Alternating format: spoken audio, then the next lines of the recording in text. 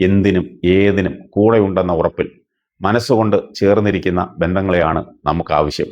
അവർക്ക് നമ്മളെ ഏതവസ്ഥയിലും ചേർത്ത് പിടിക്കാൻ കഴിയും.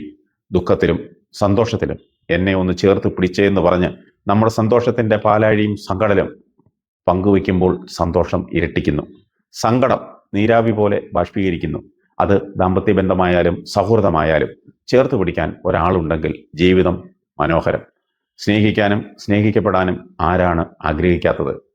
ഇന്നത്തെ ഡിപ്രഷനും പൊട്ടിത്തെറികളും ഭ്രാന്തമായ അവസ്ഥയും ഒക്കെ വിരൽ ചൂണ്ടുന്നത് കേൾക്കാനും ചേർത്ത് പിടിക്കാനും ഒരാളില്ലാതെ പോകുന്നു എന്നുള്ളതാണ്.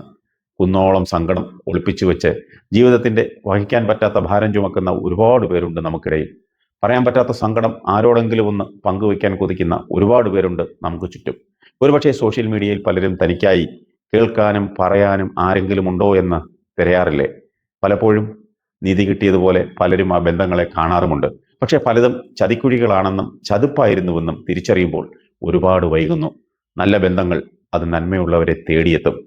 പിണക്കവും ഇണക്കവും കരച്ചിലും ചിരിയും ഒക്കെ നിറയുന്ന നിറമുള്ള ഹരിതാഭമായ ബന്ധങ്ങൾ, എന്തും തുറന്നു പറയാവുന്ന പരാതികളും പഴികളും ഇല്ലാത്ത ബന്ധങ്ങൾ, നന്മയുള്ള ബന്ധവും സൗഹൃദവും ഇഷ്ടവുമൊക്കെ ദാമ്പത്യ ജീവിതത്തിലുണ്ടായാൽ, നമ്മുടെ ജീവിതത്തിലുണ്ടായാൽ അതിൽ പരം മനസ്സുഖം മറ്റൊന്നുമില്ല.